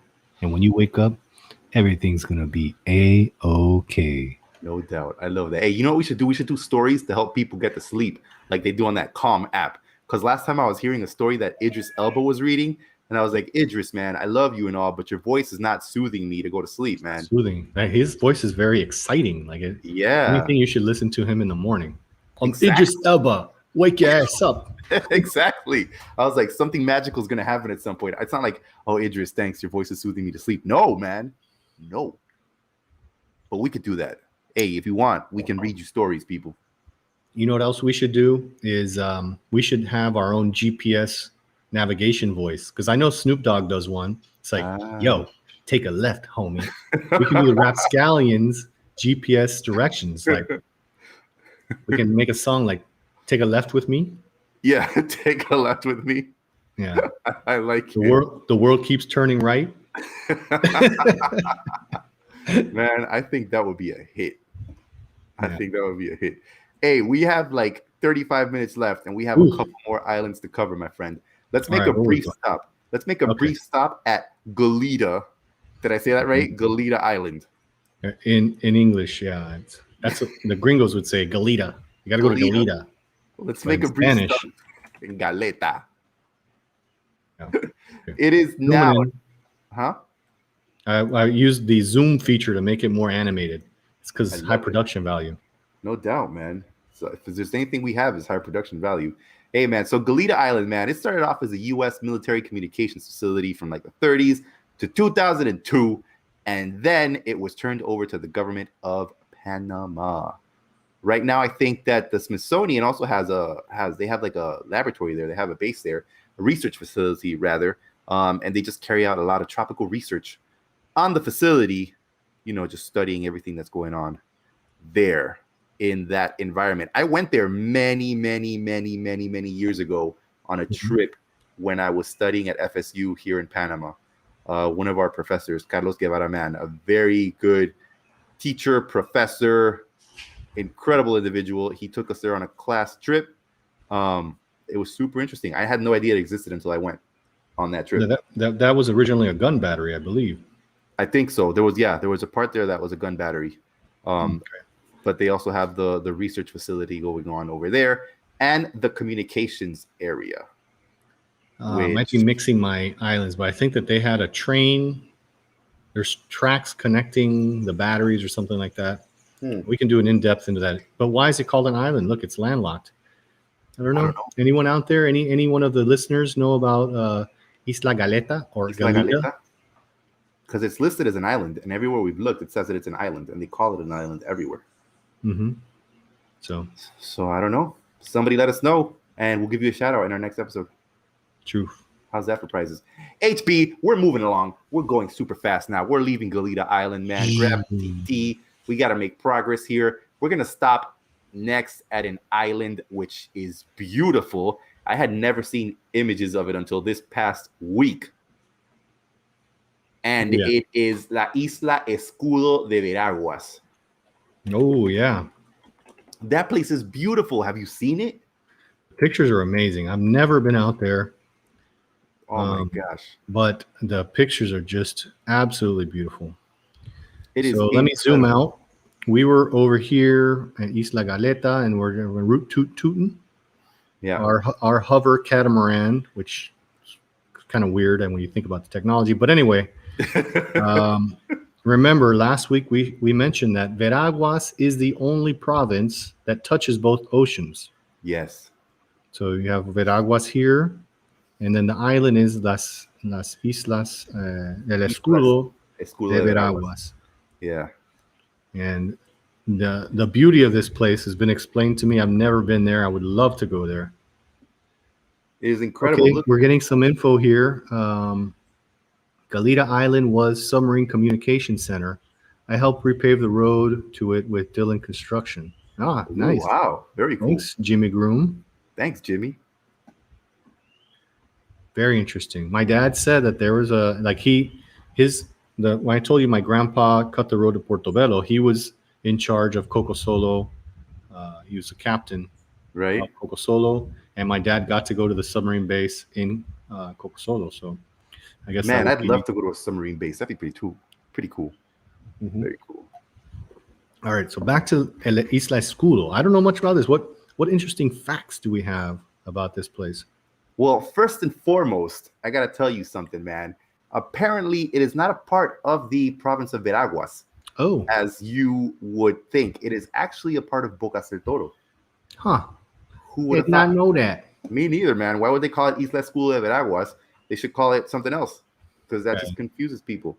But anyways. Yeah, man. So apparently there's like several animals on the island that are totally distinct from their mainland counterparts, man, including the fruit bat and the sloth, the pygmy sloth. So the ones that you find there are totally different to the other ones. Pulling some pictures of this place so the viewers can see. It's just see how amazing it is. It has 26.36 acres of mangrove forest. And it is the only known habitat of the pygmy sloth. And it has 247 acres of coral reef with 55 coral species, man. It's insane. 55. It has over 11,000 different animal species, including this pygmy sloth, which I now must see. Yeah. I want to get one of those. Seriously, that's what you're supposed to do. Keep it as a pet in a cage. Yeah. Horrible. Oh man. Look at that, man. Look at those images. It's like, yo, how did we not know this place existed? There's so much beauty in this wonderful country of Panama. Totally, man. Totally. But apparently it was it wasn't until 2012 when people actually started settling there. Supposedly now it's mostly a fisherman community. So fishermen and their families live on the island. But it was pretty much unpopulated until 1995. And it was also known as the birthplace of the Nove Bugle people. Huh. Yeah, dude. How That's insane. Interesting. Isla Escudo de Veraguas. Definitely a beautiful place, man. I don't think they have hotels or anything on here, to be honest. But it seems like I've seen people that have done trips over there. I guess if you can catch a boat off the coast, you can visit it, kick it for a bit, and then just peace out. Yeah, I see camping trips here. Right. So I don't think there's infrastructure there to house anyone. Yeah. Man, and apparently, look, I'm seeing something here that says review of the genus Hoplomus, thick-spined rats. Ooh. That's like mutant Ninja Turtles, right? I guess. Yeah, man. They live on this island. Wow, man. Anyways, man. Hey, Pygmy Sloths, Isla Escudo de Veraguas. You got to check it out. You got to check it out. It's a beautiful location. HB, now we're officially going to make our way to an archipelago, which I was surprised to find out that you've never been to. You heard it here, people. I, the lover and knower of all things Panama, of history, of geography, of animals. The lover of Panama. I'm the lover of Panama. I love this country so much. But it hurts me to my soul to tell you that I've never been to Bocas del Toro. I cannot believe that, man. How could you not have you never has the opportunity never presented itself? Has nobody ever said, HB, let's go to Bocas del Toro? Not really. I mean, me growing up, like my dad's point of view of Bocas del Toro, he's like maybe my friends were talking about it. He said, like, why are you going to go to a banana community? You know, that's where the banana, Chiquita banana and all that stuff was there. Yeah. So to him, he's like, there's nothing there, you know? But, right. You know, I think most of my friends, the early adopters of Bocas del Toro were surfers. You know, they're out there looking for the prime spots. And then as its natural beauty and as Panama started developing its tourism sector, Bocas has seen a huge focus because it is absolutely beautiful out there from what I'm told. Totally, man. I think I used to, before the pandemic, I was lucky enough to be able to visit Bocas del Toro probably about once a year for work. And mostly it would just be like an overnight trip, and I would stay in Isla Colón. But man, every time I went there, I was just kind of like, why don't I come back here for a week on vacation just so that I can visit all of the little islands and just really like enjoy the vibe, right? Because I think Isla Colón itself has improved a lot over the years. I think the first time I went to Bocas must have been maybe in the early 2000s, and I went early 2000s, and I went by car with my family, and I was maybe like a teenager. I went with my mom and dad and my brother and my sister, and I remember just having a terrible time. I had a terrible time. Okay. And then we left. I think it wasn't the right time for us to go. Then I went back again when I was in college with some friends, and we took a bus from Panama City all the way over there. Did the whole bus ride. It was super fun doing the bus ride. We got there. We stayed at this like rundown hotel because we went for Semana Santa. And you know, Semana Santa, places get packed. Yeah. Packed. So we managed to find space at this rundown hotel, considering that my friends didn't want to make any reservations because they were like, let's just go and see what happens. Let's let the universe guide us. And I was like, no way, man. I'm not sleeping in a park because the universe is going to guide us to be homeless. So we stayed at this rundown hotel. And that was much more fun. I really enjoyed, and we went to different islands. You know, we went to the Star Island, which is where all the starfish are. I didn't pick up a starfish, by the way. No. You skated away from that one. I was about to ask you. No, I didn't pick it up. I saw it in the water, and I left it in the water. We went to Star Island. We went to this like cave this island with cave where a lot of birds live, like Bird Island or something. I don't know, man. But it was a beautiful, beautiful island because there was only enough space for there to be like birds and a small little beach. And so we went there on this boat and we jumped into the water, and then we were just kind of there floating around. And it was only us. So it was maybe 5 of us total and the guy driving the boat. Then we get back on the boat and the guy's engine dies. What? So we're basically out at sea on this boat, just kind of rocking along.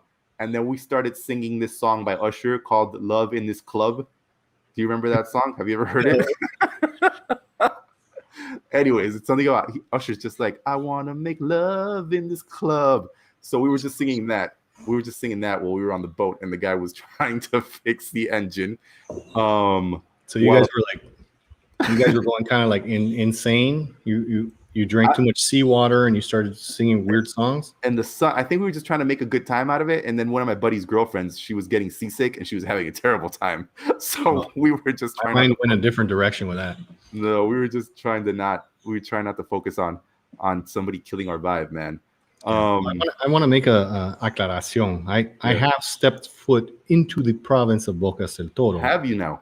But I have been to like the islands and the experience that is Bocas del Toro. I've never experienced that, but I have been in the province. Okay, no, well, the experience of Bocas is very special, man, because you have so many things going on. There's so many hostels in Isla Colón from Salinas, and you have the Red Frog Beach community or whatever it's called, and just so many things are happening. There's so many expats over there that I think have also kind of pumped money into the province. Yeah. And there's so many good restaurants too, where they take local stuff and craft these amazing dishes. Man, I just get excited thinking about it. What was your favorite dish over there? I got to talk about right food. now. Matt, well, I don't remember what the dish was, but I went to this restaurant, which to me, it felt like it was in a secluded part of Isla Colón. It was called like something Escondido, Isla Escondida, something like that. I don't know. But then you step in and it's like fully lit, live music, so many cool people hanging out, talking smack, typical wooden sort of design that you would expect, like it could fall down at any moment, but it still looks very cool. They come up to you with their menu, which is written on a chalkboard, and they're like, we have this. I think I had some tuna that I had. Well, every time I go there, I always have langostinos al ajillo somewhere. Nice. That's what I mean. We kind of drove away from Portobello real quick, but yeah, I think one of my prime dishes there is always pulpo al coco, has like a coconut sauce on it, and then you get patacons with garlic butter. Yeah, my goodness, man, don't even get me started. Oh, amazing, dude, amazing. Delicious lobster. Wow. But Isla Colón is a cool place to visit, at least to start your adventure. You can get there by car, and then you take a water taxi to Isla Colón. You get there by plane as well, which is really cool. They have loads of hotels. They have, I visited a lot of different, areas there for work, and it's fairly safe. It's beautiful. I mean, Isla Colón, great place to go.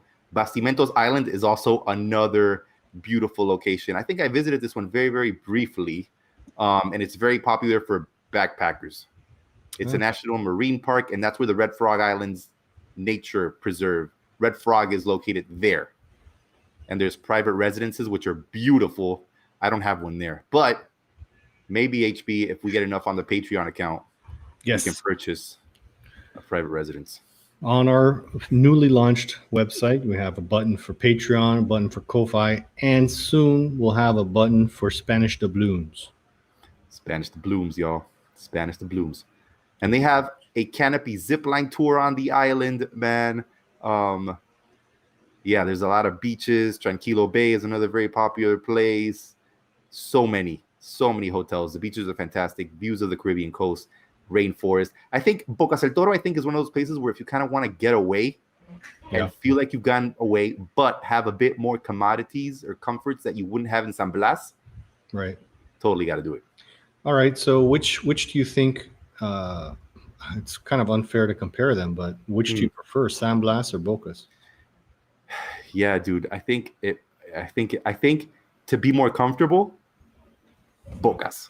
If what I wanted was comfort, if I wanted to go to a bar, okay, first of all, if I wanted to have like a bathroom and not have to like a proper bathroom, then Bocas and like a bar. All If right. I wanted to get away from everyone and kind of rough it a bit, but enjoy more peace, San Blas. So the accommodations are, the more modern accommodations in Yeah, Bocas. What in about Bocas. like the natural beauty? Is it comparable, or is one went out over the other? I think San Blas definitely wins out over Bocas for the Really? natural beauty.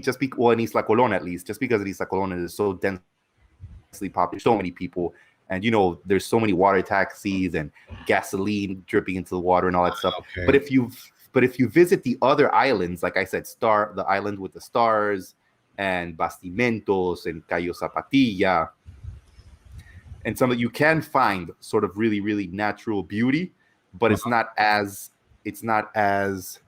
what's that word when it's a place where people have never been to? Remote? Not remote, but like, I think in San Blas you can feel more that you're disconnected from society. Whereas in Bocas del Toro you can still have that vibe, pero depending on when you go in the evenings, you might hear that thump, thump, thump, thump of the Okay. bass from the Right. club, where someone's What having about- a ridiculous party. Because my experience in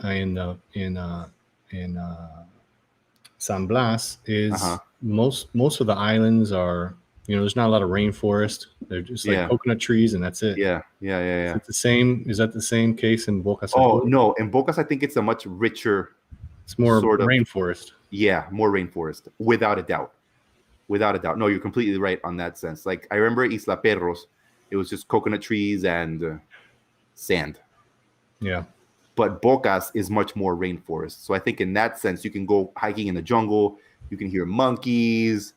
I remember once we drove up to this like restaurant, which was like stuck in the middle of the woods, basically, in this dirt patch of land. And you're like, where the heck are we going? And then we get there and there was like a restaurant, like a very rustic, basic restaurant, but it was still really cool. And then I remember even on Isla Colon, I'm sure I've told you the story before. I was meeting with a contact there who had this. We were like, oh, let's go get lunch. So he took us to this very, you could tell that it was a restaurant visited frequented by a lot of local people from the island. And we went up there, and I had el mejor pescado frito that I've had in a long time, man. Oh my God, that thing and it cost me like $3, and it came with a salad and rice and. Oh. So what made it stand out? Like, what was the most delicious part of that fish, that fried fish? I think just I don't know. It wasn't fancy, It was like, it was prepared in a very basic way, yet it still had $1 million flavor. Oh, that's what I love. Keep it simple. Yeah. And make the ingredients work for the fish. You know what I'm saying? Yeah. So that was really cool, man. And just kind of thinking about I think Bocas is one of those places where when you get there, you just want to walk around in your flip-flops and shorts all day and not really just worry about. Yeah, so it'd be more like maybe a Caribbean experience as opposed to San Blas being like a little more isolated, a little more private. Yeah, exactly. Though when I went to San Blas, I had a very terrible experience because we went and we were staying in a little hut. You know how they have little huts that you can stay in? They have Jabba? Basically Jabba the Hutt was staying in the one next to ours. No, it was this guy, man, with his group of friends, man, and they had this music. I don't know where. So I guess they spoke to the guy who was a chief on the island, and he gave them access to their electrical power grid or whatever. And he had these giant speakers that he had on the entire freaking day and into the night. And it was just grinding on my brain. And we go over there and be like, hey, man, could you lower the volume a little bit, please? We're trying to relax. He'd be like, yeah, don't worry. Since you asked me nicely, I'm going to lower the volume. So they lower it a little bit. 20 minutes later, dong, dong, dong, dong. And you're just like, come on, man. And then the guys would be like, they'd be like, no, don't worry. Electricity cuts off at 10. Electricity cut off at 10 for the rest of us, but not for this guy. The guy was that guy had like, he had the chief. Chief was his buddy, huh? I guess so, man. So the following day, I woke up early. I saw there were a bunch of people leaving. I was like, listen, you need to get me out of this cabaña because I didn't come here to listen to this guy's crappy music. I mean, what kind of music was it? Could you even enjoy it? Did any of your favorite songs come on? No. Not one. He was just playing some skank reggaeton. Like, I like reggaeton, but he was playing some skank reggaeton non-stop. And then him and his buddies were the typical kind of loud people. They're just very loud, and they're like just getting drunk and screaming and just being obnoxious, you know? That sucks. I don't know. It does suck. So thankfully, I got a new cabaña. We moved about 3 cabañas up. And then since the wind was hitting us, I couldn't hear anything anymore. Oh, so that beautiful. was a vast experience. Yeah, that was a great experience. Yeah, so I guess the message in that story is try to get the cabin with the most headwind. Mm-hmm. Yeah, man. Or make sure that you're not next to some dummy who doesn't care about other people. Maybe you should have taken him a mixtape or something. Seriously, be like, play this. Leave me alone. But yeah, man, no, it was cool. It was a cool experience. I think definitely the Caribbean side of Panama has so much to offer. It's a shame though, HB, because I feel that it's not as developed as the Pacific side of Panama. Right? I don't know. Well, a lot of people have asked me why are the Pacific beaches so desarrollado? Why are they developed so much? And the actual law, like when you buy beach property, the law is written where it talks about a 20 meter setback from mean tide. And if you were to do that on the Atlantic coast, I mean, you wouldn't be on the beach. Just to explain myself, it's like the tidal variance on the Pacific coast could be up to 12 feet, and on the Atlantic coast could be 12 inches. So the law aren't even written to take into account the Atlantic coast when buying property. Now, the reason for that, and this also ties in for the reason of why Colón felt like it got abandoned, was actually the opening of the Thatcher Ferry Bridge, which was soon to be renamed the Bridge of the Americas.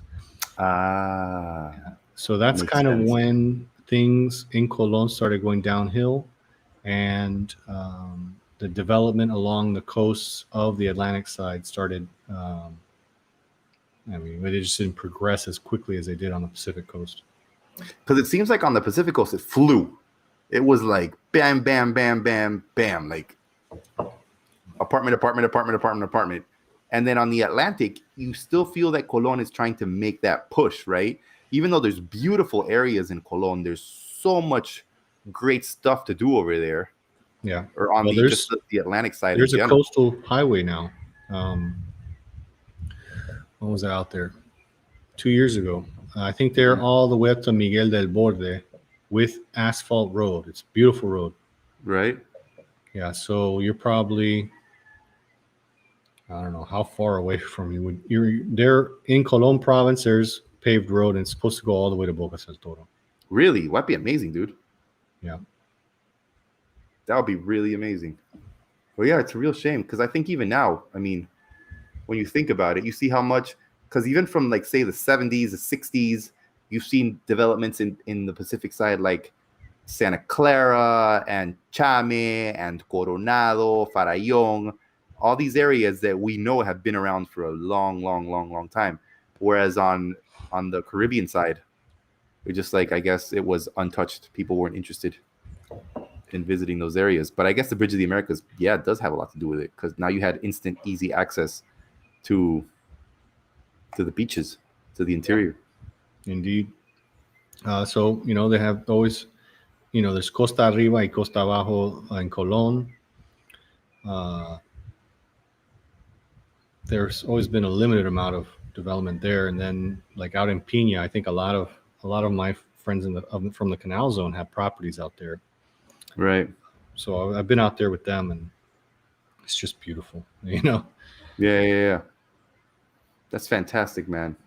HB, I'm sorry to say that Bocas del Toro was our last stop on our Catamaran overboard tour, man. We visited all the islands. At least I think we managed to touch base on all the islands on the Caribbean side, and we went through the Panama Canal. I think if there's one thing that I got to say about the islands, man, it's just, they're definitely worth a visit. They're all relatively easily accessible. You can go there. You'll be safe. I mean, I think it's one of those things about Panama where it's just like, as long as you have common sense, you will most likely be safe wherever it is that you are going. Oh, absolutely. That's definitely one of the key things is, I mean, Michelle Kuo says, y'all are making me so homesick. Well, soon when the pandemic is over, we're going to be filming. You can watch the RapScallions, hit all your favorite spots. All favorite spots. We're going to have a catamaran. I always felt safety. I always felt kind of safe in Panama. I mean, there's been situations. There's still piracy when you're out in the middle of nowhere. But if you're true, totally. I've heard some horror stories, man, over the years, where I've just heard things happen to people, and I'm just like, how does this happen? And a lot of the times, it is common sense. Yeah. Definitely. If you would have not done something, or you would have been more aware of something, it would have been avoided. But I don't know. Yeah. It's safe, dog. It's safe. It's safe. Panama's a safe place. It's so beautiful. All the wonderful food that we have here, the fresh seafood. Concha negra, get some ceviche, concha negra, shrimp, beautiful shrimp. Man, ever since we had that episode where we talk about Panamanian food, since we were still on the lockdown, man, I didn't do it this weekend, and I'm so disappointed in myself. But anyways, I had special reasons why I didn't do it. But I made it a point that every Friday night I would so I would go out on Thursday, which is when men could go out, and I would buy ceviche. And on Friday night, I would sit on my balcony, I would have a beer, and I would eat some ceviche. And that sort of took me away. Yeah. Well, making ceviche is not that hard. We're going to start doing some cooking type stuff. And if you're afraid of the fish, something that you can do, which when I tried it, I didn't think much about it, but I tell you, it's easy, is instead of using fish, you can use chickpeas, and you have a vegetarian version of ceviche. Yes, and I'm telling you, it's going to fly. You're going to eat that so quick. It's about 86% of the way towards getting you towards ceviche. It's that good. Chickpeas. You get a can of chickpeas, drain them, and you just replace the fish in the ceviche recipe. That's really amazing, dude. Man, chickpeas are such a versatile pea. Yeah, it's really good. So, if you're missing ceviche and you want an analog for that, go out and get some lemons, some chickpeas, some onions, some hot pepper, maybe a couple cloves of garlic. My secret is put a little orange juice in there and some culantro, and you're going to be pleasantly surprised by this very simple recipe. I mean, it's so quick to make, and then that stuff is going to be gone real quick. That sounds amazing, man. That definitely sounds amazing. It's a good tip to have because we know people love their ceviche, dog. Oh, yeah. What's your favorite ceviche? My favorite, I think it's the combinación. Yeah. I like that one because it has a little bit of everything. It has a little bit of everything. I'm going to have to, I have to vote for, I agree with you, but I have to vote for the regular ceviche. Corvina. Corvina. Yeah. And I don't want corn in there. I don't want PI in there. I don't want yogurt in there. That stuff is good. It's tasty. It's good to explore a little bit, but you got to go back to the basics. Jimmy Groom says, "Thanks, guys. I could feel the breeze on this one. Cheers. Richard Groom is signed in and watching. That's awesome, man. No, man. I like ceviche de corvina with some ají chombo on there. Oh my god. Yeah.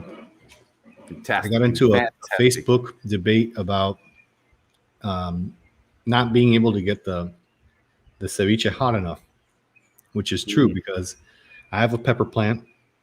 And last time I made ceviche, I put like 6 peppers in there. It just wouldn't get hotter. I think between the acid and the protein of the fish, you're just not registering it. But Felt it on the way out. Man, that sounds amazing, dude. Speaking of hot, man, last time, so I love cornbread. I love cornbread, like torrejita de maíz, all that stuff. I love it. Yeah. So Kelly once she made cornbread here, and she was like, "Oh, I'm gonna spice it up by adding some ají chombo to it." She added so much ají chombo to it that I couldn't eat the cornbread. Really? Too hot, and I love hotness. I love it. Yeah. But it was one of those things where I was like, I need to eat it because someone has to eat it. But it was painful. It's painful. Well, that's the thing, is like with the carbs don't suck up that heat. You need fat, you need protein, maybe the acid. But oh my gosh. Yeah. We should have a hichombo eating episode where we just eat different types of like that show Hot Wings. Yeah. We do that, but we'll have different Panamanian plates and eat them and try to out hot each other. Like, remember when I made the sauce?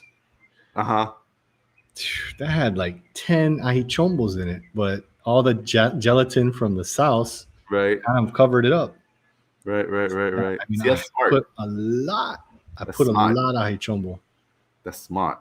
Smart. Seriously, man. Dude, I saw Aquilino Arias joined in on the Instagrams. So got to give another shout out again to the Happy Introverts, happyintroverts.com. Amazingly witty, funny t-shirts. You can get some exclusive RapScallions introvert merchandise at happyintrovert.com. We have a special design by our in-house designer, Carina Weber. She gets $1 million a month. Exclusive design. Yeah. And while you're on the internet, check out Little Brown Dog Aviation. You'll find our merch there. That's where you can get the totes at, cell phone covers. And if you're confused about all of this, just go to PanamaRP.com. That's right. It's simple. You can mainline RapScallions merch there. Totally, man. Hey, it's a perfect gift to give everyone for their birthday, for Mother's Day, Father's Day, for International Basketball Day. You know, just give people RapScallions merch. It'll make you happy. Trust. Yep. And when you donate, ceviche will automatically appear in your refrigerator. Yeah. It's true. It's true. It's true. If you don't believe us, give it a go. Yeah. See what happens. No guarantees. Joe, we've taken a wonderful catamaran trip through the islands of the Atlantic. Oh my gosh! Can you give us some inspirational RapScallions sign out knowledge? Inspirational, man. Hey guys, we had a wonderful journey, man. We visited so many islands. We visited islands that many people have never ever seen before, but we did. We saw them in our minds and in our hearts in this RapScallions island hopping journey, man. So just remember, whenever you feel down, whenever you feel locked in, like you can't go on, there's always a beautiful island for you to visit in your mind. And you visualize that island. And one day you'll be at that island. It's all about taking a chance, going for it, jumping at it, and jumping in that hoverboard catamaran and searching for the future, man. Don't forget your monkey butler. Don't forget. That's a must. That's a must. Yeah. That's a must. That was beautiful, Joe. I feel so calm and inspired. I think Idris Elba is jealous of your soothing voice. I think so. We're gonna have to get you on that that app that calms people. Yes. Every once in a while, I WhatsApp Joe and I'm like, Joe, I need some inspirational voice note. He'll send me one. I feel so much better. Hey. So yeah, where that wraps us up. We've taken a tour of the Pacific Coast Islands, and in Volume 2, the Atlantic Coast Islands, with a little asterisk because we also included the man-made islands of the canal. Where else can you say that? No, just Panama, in a lake that what used to be the biggest man-made lake ever, but is now, I think, the second largest man-made lake. We did it all, and we did it with our FamScallions. Thanks for tuning in every Sunday, 3 p.m., 4 p.m. in the U.S. because you crazy gringos with your daylight savings time, we're not farmers anymore. That should be repealed. But anyway. Hey, they sprung forward, man. They sprung forward, and congratulations. Congratulations for springing forward. Now you can sleep in an extra hour before you get up to watch RapScallions. Tune in next week. Like, share, We're going to have lots more news. We're having fun. We're having merch. PanamaRP.com is our main website, which is going to have the podcasts on it. Much love to all of you. Goodbye. Peace out. Peace out. J-O-E in the place to be. HB on the track, it's like ecstasy. Rolling a well of 7 years, what we drinking be. Trying to sling the dopest rhymes in the galaxy. Let me take a minute, go and relax your mind. Sometimes these words can be hard to find. 24/7 on that daily grind. Hearing voices in my head, man, they not that kind. Cause bitches be bitches, snitches keep snitching. The world keeps turning, and I keep hitching a ride. Instead of living my life. Yo, yo, yo, yo, yo, yo, yo, yo, yo. Man, when you feel hungry, don't you have to eat? Yo, yo, pump up the volume and digest this beat. RapScallions in the house with this lyrical treat. When we're done with you, you're gonna ice your feet. If the world ends tomorrow and you had one chance, Hey, yo, would you start the move like it's your last dance? yo, do something small in the past and present changes. Do something now, the future rearranges. Cause bitches keep bitching. Yo, snitches keep snitching. The world keeps turning. And you start living your life instead of hitching a ride. RapScallions.